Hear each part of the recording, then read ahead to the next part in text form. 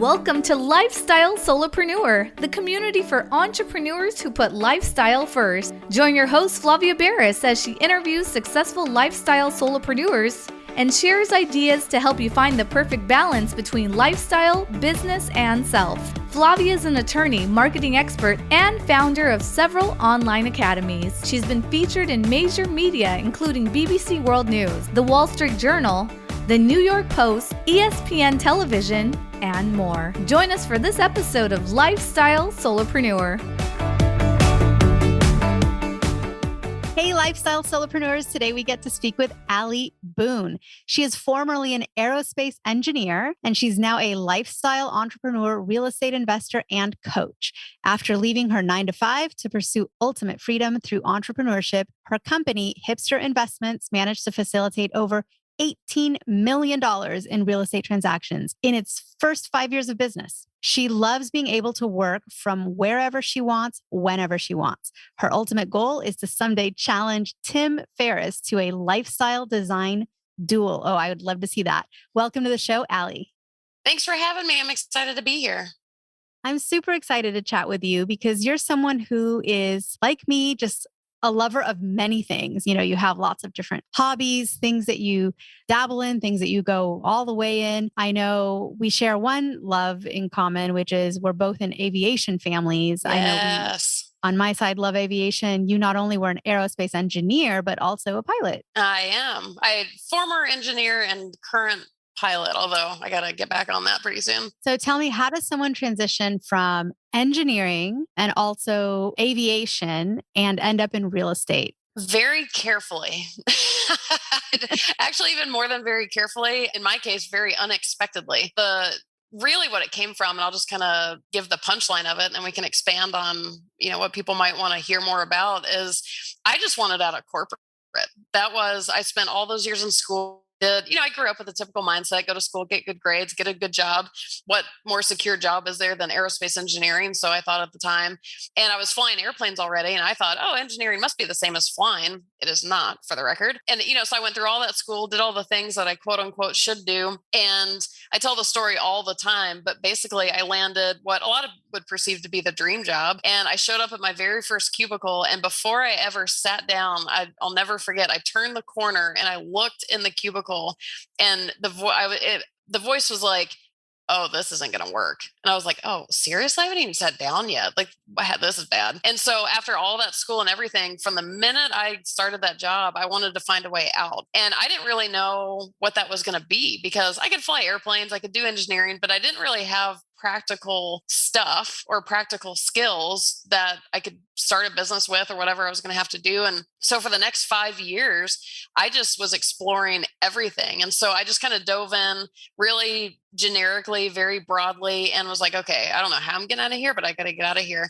And I just kept reading books. You mentioned Tim Ferriss. Of course, I read The 4-Hour Workweek, Rich Dad, Poor Dad, all sorts of books with people who had either quit their jobs or something to try and get ideas of how I was going to get out of here. And the conclusion that I came to, it seemed like the people who get out of corporate either do so by starting a business or doing something real estate investing related. Those seem to be the two kind of primary tickets out. But even then, I still didn't know what that looked like. And kind of skipping to the punchline of the story, I decided to start a business. I didn't even know what business I was going to start, but I was at work one day and I got this random advertisement for a particular real estate investment. And I thought, while I'm still in corporate and while I still have this Friday paycheck and health insurance, which I still miss on occasion, I might as well do something smart with my money, because once I leave here, I'm not going to have a W-2 for mortgage. I may not have money to invest with. So while I'm here, might as well do something. So I started investing for myself on the side, not for a very long time, putting two and two together that would be what eventually got me out. But one thing led to another. The people I started meeting and networking with,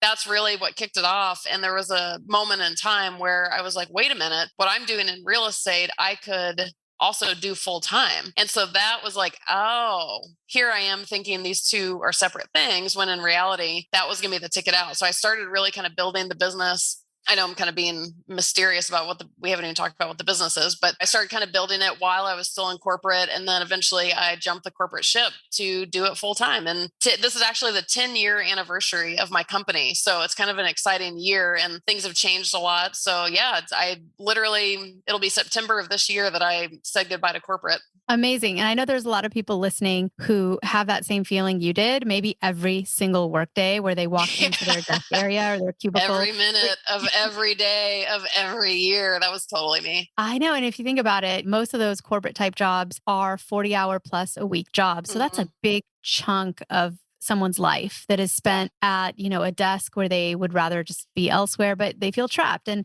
I think what I love about your story is that most people would have that, sinking feeling in the pit of their stomach, and they'll sit there and they'll maybe not hate their job, but not love it and just Mhm. kind of be stuck and stay because of the health insurance and because of the stability and having a paycheck. And they won't take any risks. They won't make any moves to leave. But I love that you started with just reading and research, because for Mhm. anybody that's nervous or worried, your first step could be a baby step. You could just pick up the right books and start feeding your brain with things that are inspiring and can teach you skills that you can leverage into a different lifestyle later. You mentioned a few books. Do you have any others that you would recommend to be on the bookshelf of anyone who is like a cubicle prisoner?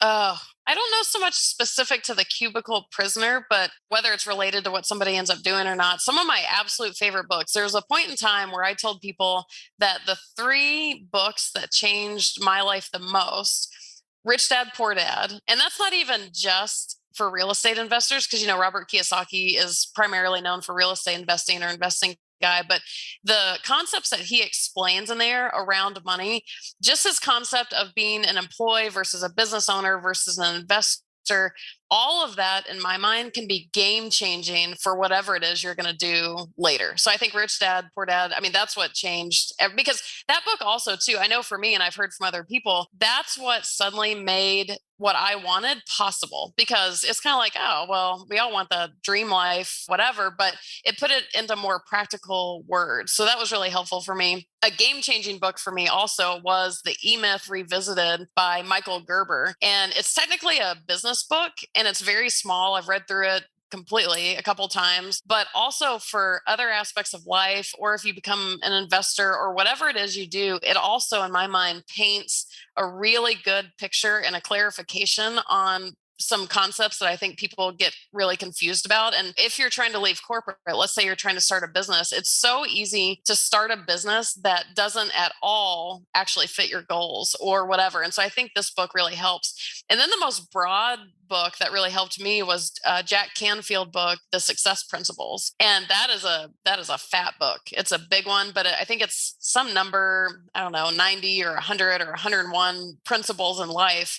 And it's not specific to business or investing, but just kind of general life stuff. Because in my experience, and this is something we can dive into, is that starting a business or leaving corporate, you even kind of alluded to this, whatever it is that you're thinking of doing, or you had mentioned people are scared and don't want to take the risk. So much of that, if not all of it, honestly, is a mindset situation. And, like a big one, if you're going to quit corporate or whatever, is fear of failure. Like that's a pretty common one. Well, understanding better what failure really is and the opportunities it gives you, and really taking the judgment out of it, because is there such thing as failure? Maybe not. And so that's where that book comes in, The Success Principles, because you can study business books, real estate books, investing books, whatever it is book that you're trying to figure out, but none of that is really going to help you if your mindset is kind of off base. And so I really think that a lot of the mindset books, if you find books from people who have done it, like of course the 4-Hour Work Week is in that category also, with Tim Ferriss. There's, I can't think of the guy's name, that there's like The Art of Nonconformity. I can't think of the name of the book. There's a guy who left his job. Anyone who's done that kind of thing, like Tim Ferriss, all those people, a lot of what they talk about is mindset. So yes, you can read all the how-to guides, but don't rule out those mindset books, because I think ultimately the mindset component of everything is really what's going to make or break it.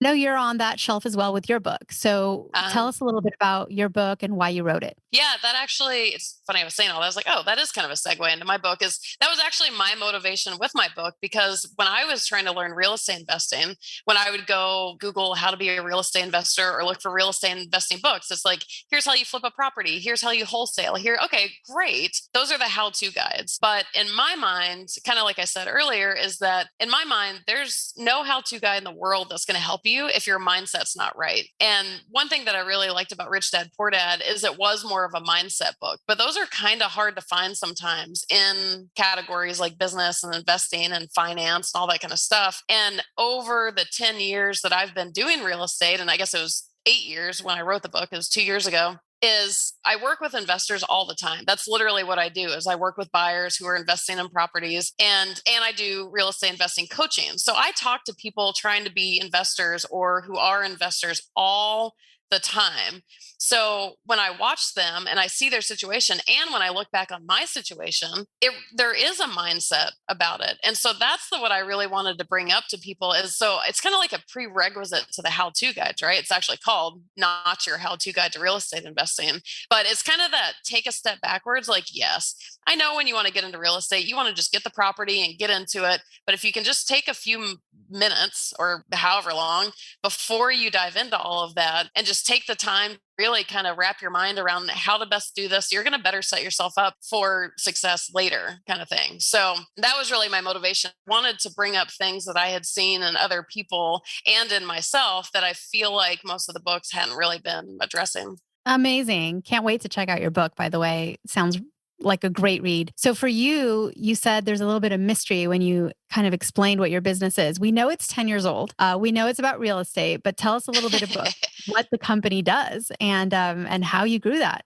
You're like, oh yeah, what is all this talk about what I do? So it really, it was not the initial investment opportunity that I got that landed in my inbox that changed all of this, but pretty quickly from there, I graduated into investing in turnkey rental properties. The very short on those is they're kind of done for you properties. You still have to do due diligence and all that kind of stuff. But let's say that you live in California, like we do. It's super expensive, crazy high entry prices, negative cash flow every month. And you can buy a fully rehabbed house in the Midwest for $100,000 or $120,000, where after all expenses every month, you're going to pocket cash flow, whereas in California, you're not. So it opens up an opportunity for out-of-state investors to invest elsewhere.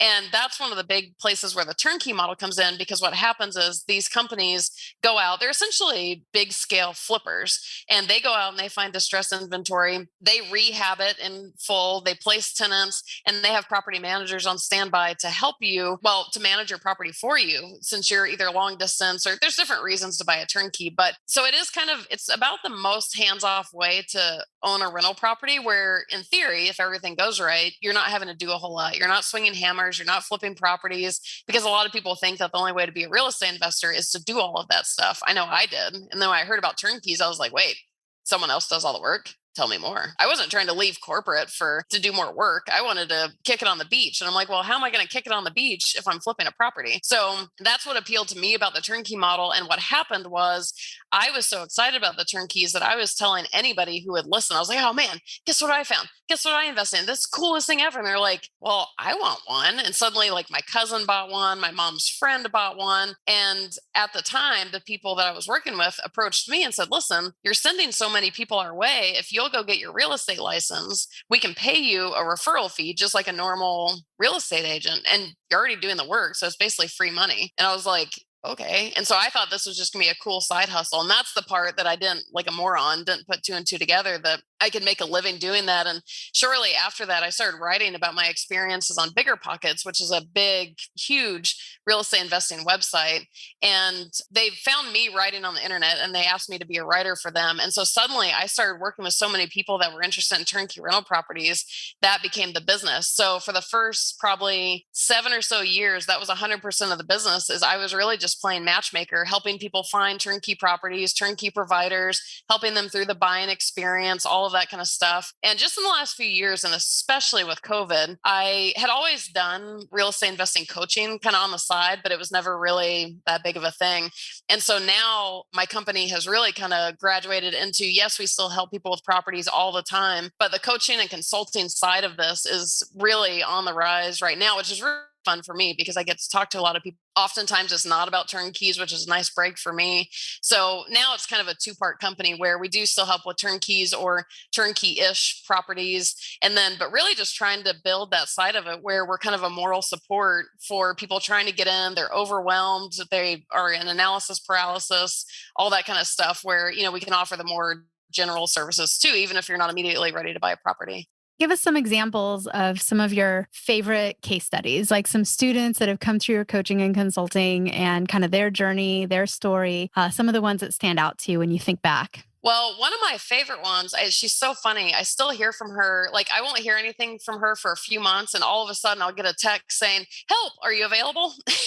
And she's so cool because she actually does nothing related to turnkeys. She does more flipping. And she initially came to me. She was already doing this kind of flipping stuff. She was a school teacher at the time. And this woman just rocks and rolls. I'm just in awe of her. I was like, I couldn't even do any of that, all that stuff. And she had initially come to me saying that which a lot of people come to me saying, I want some amount of money per month in passive income. Let's call it $5,000 or $10,000, or I had a $20,000 recently. $20,000 recently, one wanted it done in 2 years, and she kind of had minimal capital start. And I was like, I don't want to be the person to tell you can't do something, but let's just say that you're going to have to put some extra thought into this one. I was like, okay. But that's also kind of one of my things too, is I'll tell you like it is also. But going back to this woman, she was wanting all of this passive income, but she had a minimal amount of capital. And what I was hearing from her is how good and natural she was as a flipper. And so what we really kind of started working on is how to, even if your goal is passive income, how you could possibly use active income to get to passive income. It sounds backwards, and it's like, wait, but I want passive. You're telling me to do active.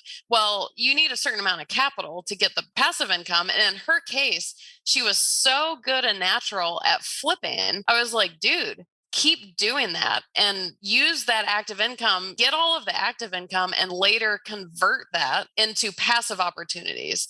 And the coolest example, one of my favorite things that ever happened with her, I can't remember exactly the details of it, but she was holding this one piece of property and she was thinking she could sell it for a certain amount. What would she do with that money? And we realized in working together that if she just put in, I'm kind of making up numbers here because I don't remember the exacts. It was either like $10,000 or $20,000 to make a particular improvement to this house, that she could suddenly ask about 70 or 80,000 more for it to sell it. And so just with one call, just pointing out that one little, it sounds kind of benign as I say it, but she was in the mix and around all sorts of different things and wasn't thinking along those lines, is like, what are the things you can do in order to bring in more money? And if you only have to pay 10 or 20 grand to do it, to get 70 or 80 more, then she was like, oh my God. She was like, hello. And that's the capital I need to get this investment and blah, blah, blah. So it's kind of the fun stuff. It's not that I'm necessarily solving anyone's problems for them, but oftentimes when you're in the thick of it, you can't see the forest through the trees. So having that outsider to be able to look in and be like, hey, well, what about right here or this part of the puzzle? And I kind of describe myself as a coach as kind of like your driver's ed driver. Like, I do have my emergency set of brake pedals. Like, if you're about to go zooming off into traffic, I can stop us. But otherwise, you're driving the car. I'm just over there offering guidance like, hey, turn here, turn there. Okay, watch out for that. That's kind of the role that I play with the coaching clients. But it's so fun because I'm not solving people's problems, because people really are still solving their own problems. I get to watch that. And it's so rewarding to see everything to come together. And it's like, oh, well, that wasn't so complicated. That's perfect. I love just hearing you talk because it just reminds me that real estate is no longer a boys' club. Number one, like It that is we not. acknowledge for sure is not. And in fact, I was just having dinner with a good friend who is in real estate investing, and she and her husband, so it's a husband-wife team, but they're 50-50, they're both the brains of this operation. And she was telling, they do multifamily, by the way, which is a whole different area of real estate as well. There's single family homes, there's multifamily, which is apartment buildings. What I love about real estate is one, that it's no longer a boys' club, and two, that there's so many different paths. Like when you said, Yeah. you don't tell them which way to go or drive. It's true because there's no just one road. Yeah. When you are a real estate investor, there are so many different paths you can take. And even in, like you were saying, in one particular investment, if you think of it as a mountain, you can go around this way, around that way. You can go over, you Mm-hmm. can fly over it, you can tunnel under it. There's like so many different strategies that you can use. And that's why it's nice for your students to have you in their corner to help coach because again, sometimes it's not about not having opportunities or not having enough options. It's almost about having too many opportunities and too many options and narrowing down what you're going to do and what strategy you're going to use. Yeah, exactly what you're saying about how many options and different ways you can go about it. That's both the good news and the bad news, right? Like it's the good news for all the reasons that you said is that this is a very unique industry. And this is a lot of what I dive into in the beginning of the book is really talking about the unique dynamics of the real estate investing industry. And exactly what you said is it really is open to anyone and you can individualize anything, any way that you want and make it work for you. There's something for everybody in this industry. That's the good news part of it. The bad news is most of who I end up talking to. So I usually end up talking on the coaching front to two different categories of people. Either like this woman I described, she's already an investor and she's running up against some kind of obstacles or whatever. But the other category of people I talk to, which is probably the majority, are the people in exactly the position you're talking about, where it's not a case of not having the information. We're in a day and age where there's too much information. The level of overwhelm that people are experiencing is huge. And so when you have an industry where there are a million different strategies that you can do and a million different ways that you can do each one of those, great, so many choices, but also, oh God, like that's a big pool. Like I don't even know where to get in the pool. And so people, it's like if you Google how to be a real estate investor, there's two problems. Number one, there's so much information that you could literally spend the rest of your life looking at all the information, taking it in and gaining traction on absolutely nothing. The second problem that I feel like a lot of people don't realize is no two paths in real estate investing are going to be the same because a lot of the way that people pitch it, it kind of makes it sound like it could be the same. It's like, oh, here's this how to flip a property course. It's 16 weeks long. I'll give you steps 1 through 17 on how to flip a house. It's not that that's inaccurate, but I guarantee you, you will not succeed with it in exactly the same way as the guy next to you because everyone has different strengths and resources and skill sets and interests. Yeah, 3 different people could all be very successful at flipping properties, but they're all going to be doing it in their own unique way. The basics are there, the foundation's there. That 16-week course might be very beneficial, and that's exactly what everyone follows, but you can't only follow those things. Like I've literally never met 2 people who invest in exactly the same way. Again, both good news and bad news. Great news because you can do it how you want it. Bad news is you can't copy somebody else's path. So that's where people, they're like, okay, well, and you always hear about like people complaining about rich dad seminars and they're like, I went to that and nothing happened. And it's like, okay, they're not doing the work for you. Like you need to take what it is, make it yours and make it work. It's, there is more effort involved there. And so that is a huge majority of people I talk to. And, this could be a life thing too. It's so much information and there's not really one person out there who can tell you exactly how to do it. You kind of have to figure it out on your own. And that's where having a mentor, I know one of the biggest things in my life, even more as an entrepreneur than an investor, but same thing, is having a mentor. I absolutely would not have made it to year 10 had I not had my primary mentor in the beginning, because I was constantly just I wasn't able to see my own situation. And I was nearly dangling off the cliff by the time I'd ever call him, and he'd talk, give me some clarification, all that. And I was reset. I was like, okay, let's go. So that, it goes back to what I said a long time ago of so much more of this is mindset. It's not just the 17 steps to flip a property. It's how you're going to make it work for you. And what are you going to do in the times of overwhelm and quote unquote failure or whatever. But yeah, again, good news and bad news. And that is, I think that is actually even what I said in the book is, by the way, there's good news and bad news about this industry. And there's a lot of examples in it. Like, good news, you don't have to have a good resume. You don't even have to have graduated high school to be a real estate investor. Anybody can do it. That's great news. That means it's all inclusive. The bad news about that is everybody can be a real estate investor. So you get to deal with those people. Like the personalities, there's no personality checks. There's no HR department. It's a little of the wild, wild west kind of thing. So again, it's a very, very unique industry, but if that kind of thing is your jam, it can absolutely work, but it does help when somebody can kind of help you along too. Oh, for sure. And I love that you call it the wild, wild west because, yeah, there's so many. So I've been a real estate attorney, a real estate broker, Oh, a so landlord, property manager, and real estate investor since before 2007, but really like in force since 2007, which was right before the last crash. So I've kind of seen the whole cycle too. And even with all of that, here on the podcast, just in the last couple of years, I've had guests on that have opened my eyes to areas of real estate that I had never even been exposed to. And I'm someone that yeah. lives and breathes real estate. And I met here on the podcast, you can look back at another episode, a note investor, someone who hmm just purchases non-performing notes and gets them performing again and builds a note portfolio, but has never owned any real estate. It's the notes that are, well, actually did eventually get into real estate. But there's so many different things that touch on the Yeah. world of real estate. And the one thing that I think a lot of people who are wealthy and well diversified have in common, and that there's almost always a nice chunk of their income and portfolio devoted to real estate type investments in some way or hmm another. And Yeah. that's something to learn. If you want to build a legacy and something to pass down to your kids. And there's a reason that we have so many real estate industry guests on this show. It's because lifestyle solopreneurship, we're all about lifestyle hmm here.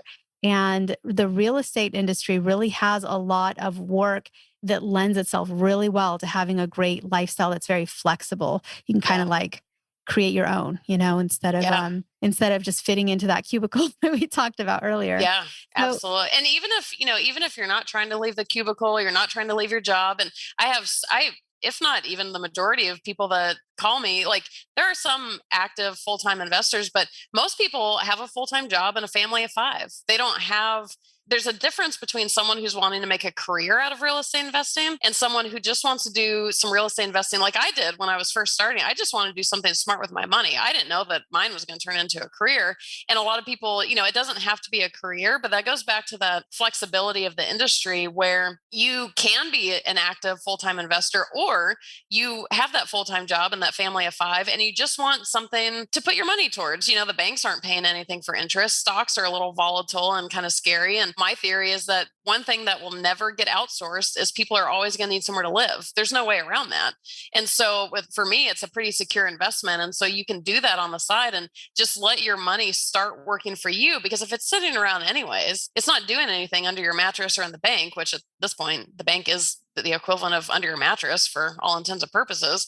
And so, why not let it work for you instead of working against you? And especially right now, where we are in 2022, inflation is skyrocketing so hard. One of the only hedge against inflation that I know of, and there might be other ones, is real estate. The more inflation goes bananas, the more profitable a lot of different real estate strategies end up. So if for no other reason to consider real estate, don't let inflation get you down. Like learn to let inflation work for you instead of against you, which is not going to change the price of your toothpaste. There's not much we can do about that, but real estate is one of the big guns right now against inflation. I think this episode has been super inspiring to a lot of people. I can count on it. So, how do people connect with you? How do they follow you, get a hold of your book, and find out more about your coaching and consulting? Well, I would love to talk to anyone interested. I love saying hi and meeting people anyways. But since we talked a lot about the book, I actually set up a link specific for your listeners to get a free copy of the book. And that link is, so my company's name is Hipster Investments. So if you go to hipsterinvestments.com/solopreneur, then you can get a free digital copy of the book on there. If you're like me and you have to hold a paperback, there's a link to the Amazon store on there as well. But once you do that, there's information on how to get a hold of me personally, more information on coaching. And yeah, for anyone who's thinking about it, I can tell you, mentoring and coaching was game changing for me. And even if we only meet once, like just give it a whirl and see if it changes things. A lot of people call me and I only hear from them once and then they're off to the races. And, sometimes it's just a very small check-in with somebody that can make all the difference. And I love doing it. It really brings back my old engineering brain of helping you work out your puzzle pieces and rearrange them. And your podcast is lifestyle. And I am the lifestyle queen. I love lifestyle stuff. So you'll definitely be supported in that arena for sure. Well, Ali, thank you so much. It's been a pleasure to have you on the show. Can't wait to connect again and keep doing what you're doing. You're inspiring a lot of people. Oh, thank you so much for that. I really appreciate it. And thank you so much for having me on. Guess what, lifestyle solopreneurs? If you don't yet have an online business earning you enough passive income to live the life of your dreams, I'd like to suggest you consider trying out Kajabi. Kajabi is an all-in-one solution where you can create and teach online courses, publish a paid newsletter, launch a free or paid podcast, process payments, build one-on-one coaching portals for your clients, and much, much more. I personally use Kajabi to power numerous successful and profitable online businesses. Lifestyle solopreneurs, there's a free trial of Kajabi waiting for you at this link, www.kfreetrial.com. You can try Kajabi for free, no obligation, by going to www.kfreetrial.com. Again, kfreetrial.com, and that K stands for Kajabi.